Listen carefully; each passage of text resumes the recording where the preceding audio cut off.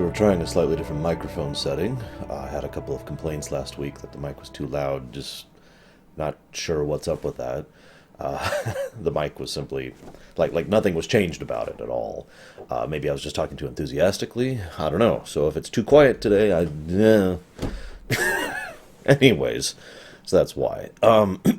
Once again, I don't feel like I have a lot of things to say about this episode. I do feel this is a good episode to remind my viewers that we have a no spoilers policy on this show. And the way that policy works is you can talk about anything that has happened up to the current episode. So up till this episode, you can talk about, everything that's happened up to season 1, episode 8, and that's it. You go past this, your comment gets blocked. You go past this in an obviously obnoxious way, you might actually get banned for this. I'm not worried about most of my regular viewers doing that. I'm just giving you the rules, so to speak. With that being said, Walter Koenig is awesome in this episode. Oh, wait, no, he isn't. See, for those of you not aware, Night 2 was actually originally going to be portrayed by Walter Koenig. For those of you not aware, the gentleman who gets his mind, who's actually in the program with Sinclair, that's Night 2.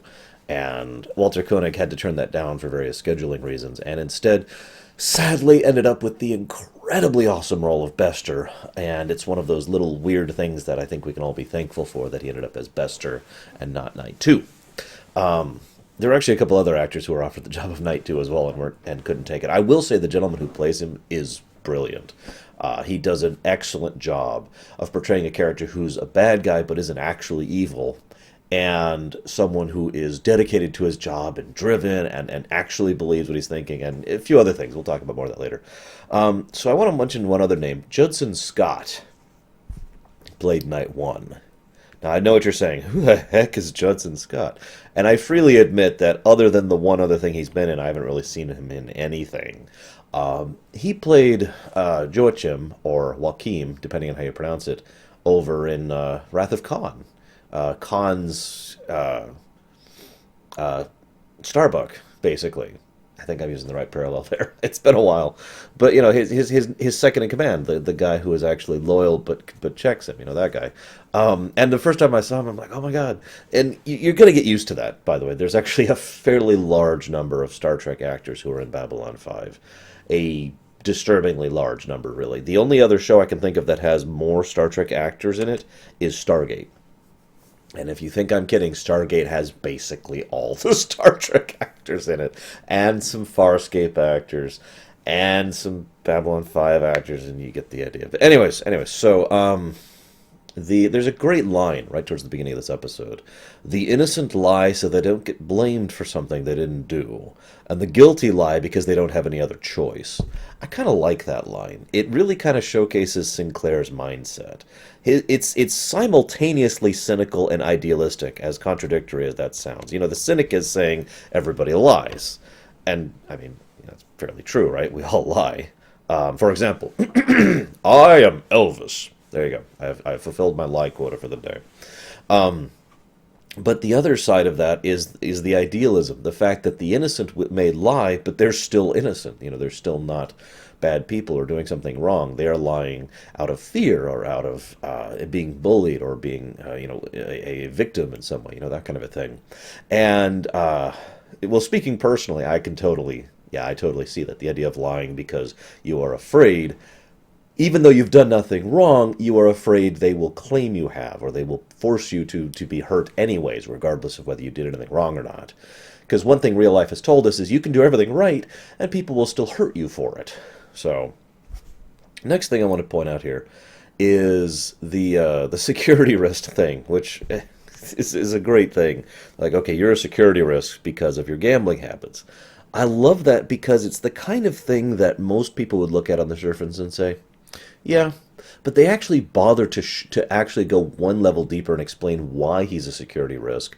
and then show why he's a security risk. And it's brilliant because the surface level is he's gambles and therefore is a security risk. Everyone was just like duh and doesn't even to think about it. They talk about the next level down for that. Someone could, say, okay, well, in exchange for the money you owe, we'll we need you to do, we need you to look the other way while we commit a crime or whatever like that. That's the next level down of a security risk there, and they actually talk about that, and then they show the worst possible security risk, the security risk where he does something that is illegal, but he has no idea what he's doing. One of the things I love about this episode is that it showcases how actual, manipulative organizations work, basically, especially in fiction. I've actually used this kind of concept myself many, many, many times. And admittedly, I myself have also been inspired by a few works of fiction, including most notably Shadows of the Empire, when it comes to this kind of thing. In other words, the overreaching organization is trying to manipulate circumstances to its affairs, but when you get down to the personal level, most of the people who are helping to further those goals have no idea that they are, or that there is a goal that they're furthering at all. This guy wants a power source, he gets them a power source, they pay him, the end. That's it. And he has no concept or understanding of the fact that it has anything to do with anything.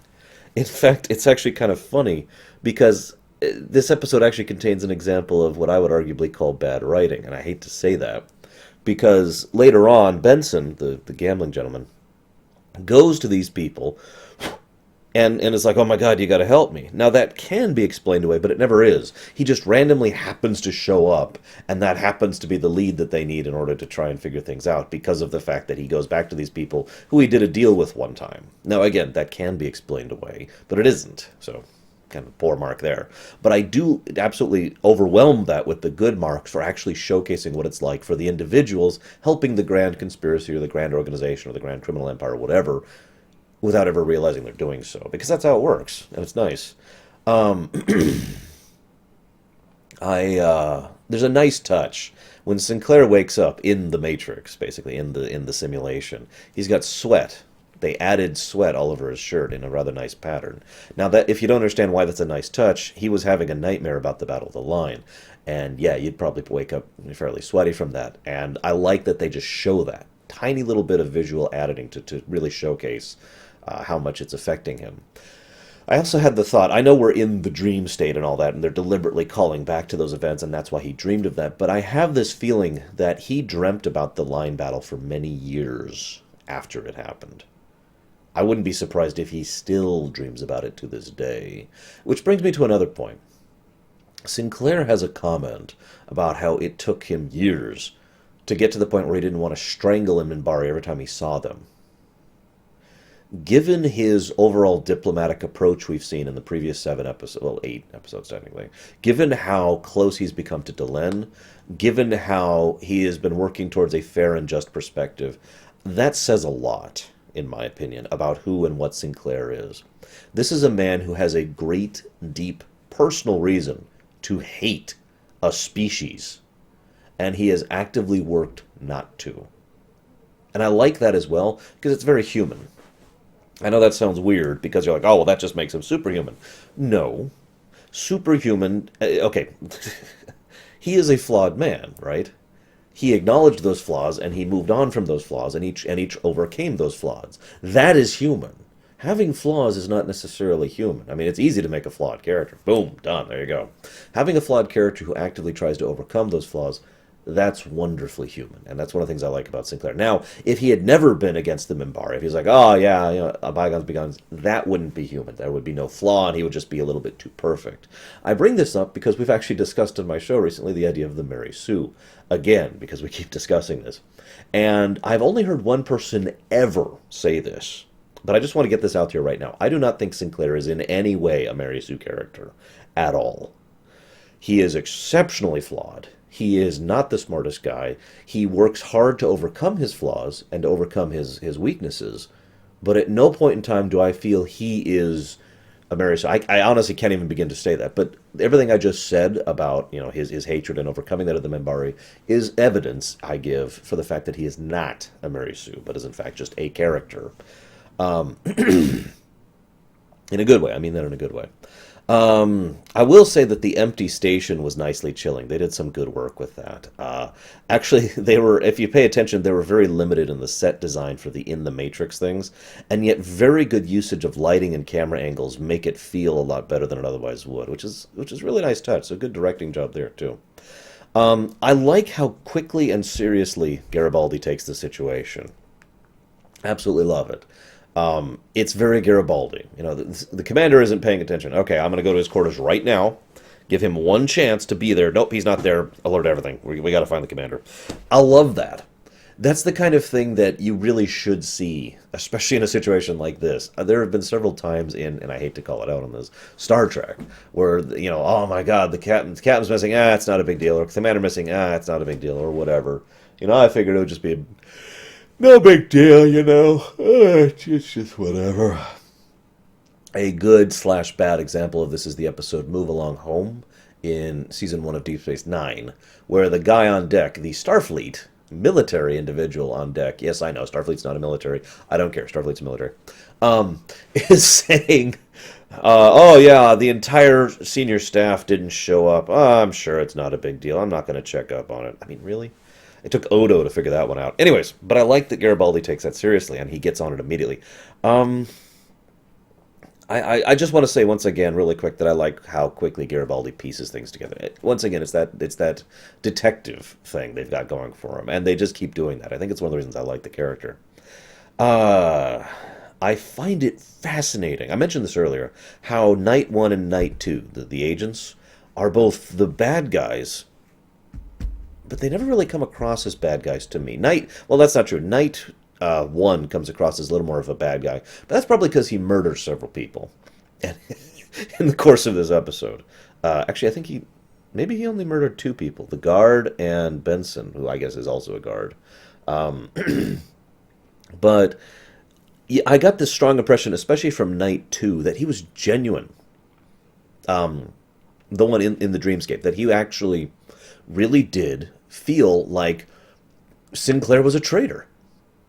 And I said I'd talk about this more because this is exactly what would happen if this kind of situation happened. I want to lay this out for you. For those of you not fully aware, they talked about this before in Babylon 5, but I really got to lay this out for you. The Minbari Earth War was overwhelmingly one-sided in favor of the Minbari, okay? And the Minbari were just abstractly crushing Earth. The Earth forces, right? Just obliterating them. There's a comment much later in the show that the Earth Alliance had one victory in the whole war. Now, that might be exaggeration, but I'm not sure it is. They were just getting stomped, stomped, and stomped, and stomped, and stomped. And the Minbari forces have reached Earth, and then they surrender unconditionally. That's not logical. That is I actually remember when Babylon 5 came out, a gentleman who was at school with me at the time, was actually in college, was actually like, this is a terrible show. And I looked at him weird. I was like, why? He's like, well, there's this huge plot hole. Some people seem to think that unexplained plot points are actually plot holes. I'd just like to say that I disagree with that and move on from that statement.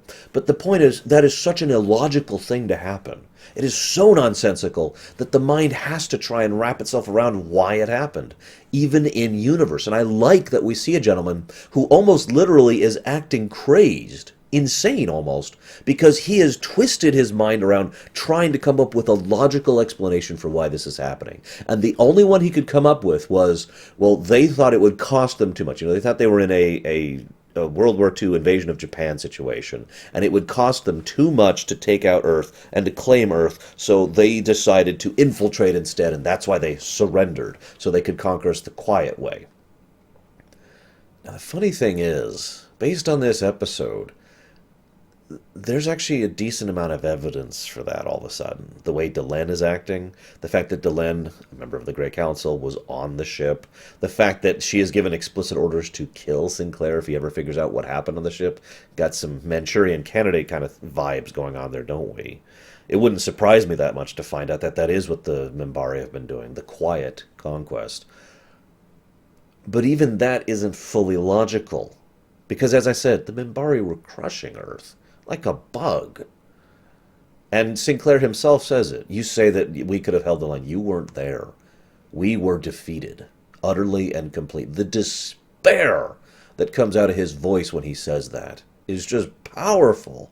The rage and despair. He does a great job of it. It really says volumes of just how bad the line was. It's a great personal way to explain how bad that battle was, to really showcase the utter hopelessness of what the line actually was. There's actually we'll see in the future, a quote from the Earth President at the time of the line battle, where she says, paraphrasing here, we have repeatedly offered unconditional total surrender to the Minbari and have received no reply. That also gets across that point of just how bad these last few battles were. I mean, in case you don't get the significance of that, and I'll talk about this then too, we were willing to be 100% subjugated, slave raced, just to be spared from the Minbari. And the Minbari said, no, we're going to wipe you out. I am amazed that things turned out the way they did with regards to the Minbari and Earth. But anyways, but yeah, so so I love how this gentleman, Knight 2, has so wound himself up about this situation that he's come up with this situation which barely fits the barely fits the pieces, and he's like, aha! Sinclair must be a traitor, and we will use you to discover the truth of the Minbari situation, and we will fight back, that kind of a thing. And the funny thing was, Sinclair wanted to know just as badly as Knight 2 did. I found that interesting, that the bad guys and the good guys of this episode, again, I put quote-unquotes there, both wanted the same thing, and for effectively the same reasons. They wanted the truth. Without wishing to spoil, because we actually do have a spoiler section for this episode, as you might imagine, I find it interesting, like, if he had actually discovered the total truth of what happened there and why the Minbari situation happened, and Knight 2 had discovered it, I actually really wonder what Knight 2's reaction would have been to that. I also want to add a quote here, because I was so strongly reminded of Mass Effect, as Sinclair's friends are being blasted all around him, and he shouts, not like this, not like this. And he sets himself, all the afterburners on to ram the Minbari cruiser, knowing full well it will do nothing. There's no benefit to that. There's no point of that. Very human. Again, a topic I'll be talking about in the future, especially when we get to TNG in the Best of Both Worlds. And I was just reminded of Mass Effect 3's Twitter campaign leading up to it. This is how humanity dies, at ramming speed.